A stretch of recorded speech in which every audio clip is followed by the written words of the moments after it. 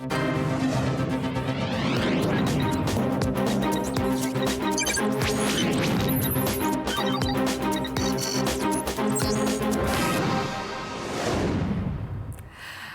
Israel's Kulanu party, led by former Communication Minister Moshe Kahlon, is a newcomer to the political scene with a focus on social issues and is expected to become one of the biggest surprises of the elections. The latest polls show the party with around 10 seats, and it's gaining momentum by the minute or even by the day. My guest tonight, Michael Oren, is the former Israeli ambassador to the United States and a historian and author of 2 New York Times bestsellers. He's also ranked 3rd on the Kulanu Party's candidate list, and in over a week, we will know if he is also a candidate to become a minister. Good evening. Lucy, great to be with you. Great to have you here again. Mm-hmm. Which, if we're talking about that, maybe in the next few days, you will be a minister. What are the chances? I don't think anybody really knows. The elections are always full of surprises. I would certainly hope that would be the outcome, and I want to bring my years of expertise in Israel's foreign policy and diplomacy to bear in a position that deals with foreign policy. Oh, so foreign policy, like you said, and I believe that we have a lot of things to fix in the foreign ministry in the international arena and international diplomacy, because it seems that we're doing not so good outside. Not terrifically. I agree with you. But I think the problems are a little deeper. Israeli society is a society which traditionally, for all sorts of reasons, has never taken foreign policy particularly seriously. There's a tremendous focus and emphasis on security here for obvious reasons. And foreign policy has always taken a second seat or back seat to the security policy. It's sort of like a subfield of security. Raising public awareness of the fact that, hey, we're not alone in the world. Hey, we have to have good relations with our allies. We have to reach out to other developing societies. Is an uphill struggle, but it's the one that I've taken on myself, and I hope to bring us to a better place. I know I can bring us to a better place on issues like the Palestinian issue. From where do you start to fix the relationship that Israel has with the world? Because after Operation Protective Edge, it seems that it only deteriorated even more. It seems that the advocacy that maybe to try and explain Israel and to explain the policy, it seems like it's almost impossible because people just stopped listening. So I think we have to start doing and not just talking. I think during the war, my friends from the United States, American officials would call me and say, okay, we understand you have to defend yourself against Hamas, but where's your endgame? Where are you going on the diplomatic level? And nobody ever gave a good answer. It's time we have to give an answer. We have to tell the world, and particularly our friends in the United States, where we're headed.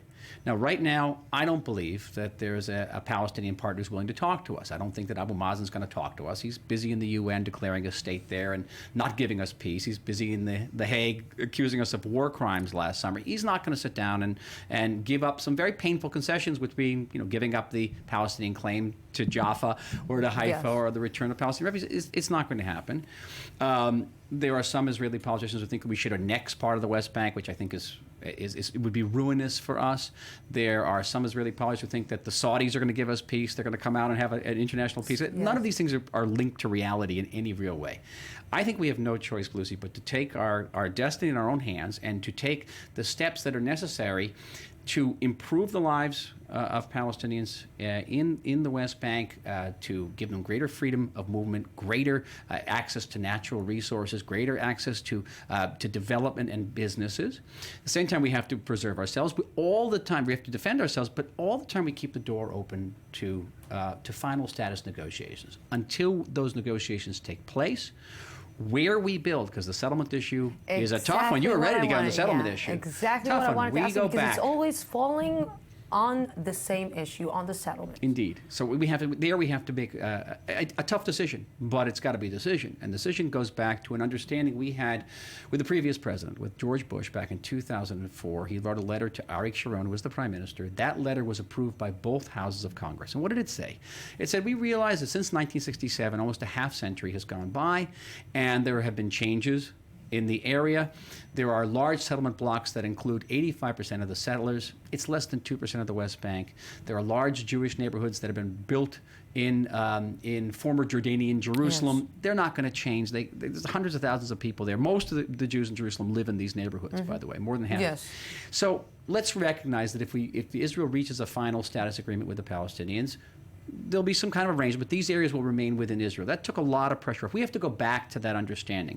We've got to stop building in areas that could conceivably be part of a future Palestinian state in a final status agreement, and let the world know. When I go back to what I talked about, letting the world know our end game. Where are we going? Because when you're talking about, Area A, Area C, Area B, for our viewers, it means like nothing. Because they don't understand actually on the ground what does it mean. And maybe even the Palestinians and the Israelis don't understand really what it doesn't mean. And you already mentioned the Americans and maybe the lack of understanding that the Americans have on what is actually going on the ground. We see it with their foreign policy. We see the way that they are acting in the Syrian case, in Iran, maybe with ISIS, maybe right now with Egypt.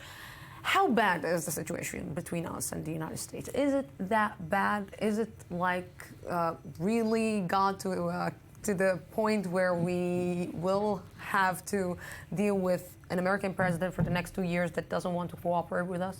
Well, there's good news and there's bad news. All right, let's start with the bad news. It's always good to get the bad news over. We have an administration, the Obama administration, I know it quite well, worked extensively with it. It has an ideological worldview.